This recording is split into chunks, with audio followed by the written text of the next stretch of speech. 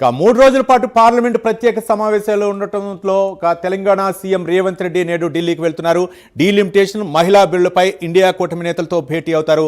దేశవ్యాప్తంగా hybrid మోడల్పై CM ఇప్పటికే ప్రచారం చేస్తున్నారు. దక్షిణాది రాష్ట్రాల సీఎంలకు లేఖలు రాశారు. అంతకుముందు ప్రధాని మోదీకి కూడా లేఖాస్త్రం సంధించారు రేవంత్ రెడ్డి.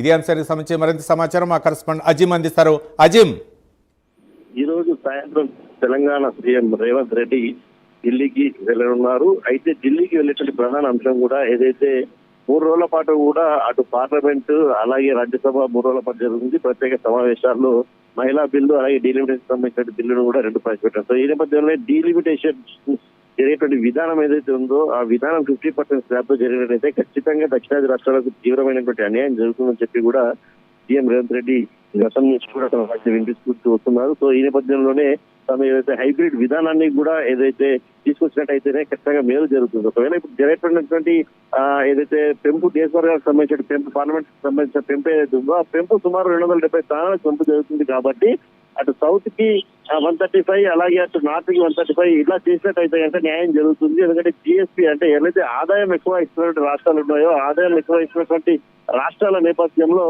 ఏదైతే ఆదాయం ఎక్కువ ఇస్తున్న రాష్ట్రాలకు సంఖ్యాపరంగా కూడా ఏదైతే పెంచినట్టయితేనే ఖచ్చితంగా న్యాయం జరుగుతుందని చెప్పి ఒక విధానాన్ని రేవంత్ రెడ్డి తీసుకొచ్చారు. సో ఈ నేపథ్యంలోనే ఈ రోజు రేపు సమావేశాలు ప్రారంభం అయ్యే వరకు కూడా ఏదైతే ఇండియా కూటమి నేతలతో ఒక కీలక సమావేశము ఏదైతే సీఎం రేవంత్ రెడ్డి పాల్గొనున్నారు. సో ఇండియా కూటమి నేతలకు కూడా ఏదైతే తమ విధానాన్ని సౌత్ కు జరిగేటువంటి నష్టాన్ని కావచ్చు అలాగే హైబ్రిడ్ విధానాన్ని కావచ్చు పూర్తి స్థాయిలో కూడా వారికి వివరించి అటు పార్లమెంట్ లో రాజ్యసభలో మాట్లాడేందుకు ఏదైతే సీఎం రేవంత్ రెడ్డి తన దగ్గర ఉన్నటువంటి సూచనలు అన్ని కూడా ఇవ్వడానికి కూడా సిద్ధమయ్యారు. అలాగే ఢిల్లీ నేతలు కూడా ఏదైతే ఇండియా కూటమి నేతలతో ఇప్పటికే ఏదైతే చర్చలు జరుపుతున్నారో సో ఈ మహిళా బిల్లుకు సంబంధించిన అంశంపై కావచ్చు డీలిమిటేషన్ సంబంధించిన అంశంపై కావచ్చు ఒకవైపు కొన్ని రాష్ట్రాల్లో ఎన్నికలు జరుపుకున్న నేపథ్యంలో ఈ కోడ్ ఉన్నటువంటి నేపథ్యంలో బిల్లును ఎలా పాస్ చేస్తారు. సో ఇవన్నీ కూడా ఎన్నికల తర్వాత నిర్వహించాల్సిన అవసరం ఉంది. సో ప్రతి ఒక్కరు కూడా దీంట్లో హాజరు కావాల్సి ఉంటుంది పార్లమెంట్ అని చెప్పి కూడా విప్ కూడా జారీ చేయడం కూడా జరిగింది. సో సీఎం రేవంత్ రెడ్డి ఈ అంశాలతో పాటు రేపు వేం నరేందర్ రెడ్డి కూడా ఏదైతే రాజ్యసభ ఎంపీగా ప్రమాణ స్వీకారం చేయనున్నారు. సో ఇప్పటికే ఏప్రిల్ 9వ తేదీ గతంలో ఉన్నటువంటి వారికి సంబంధించినటువంటి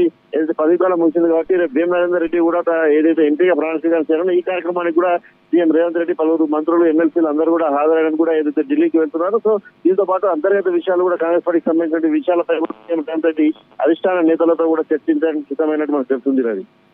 థ్యాంక్ యూ అజిమ్.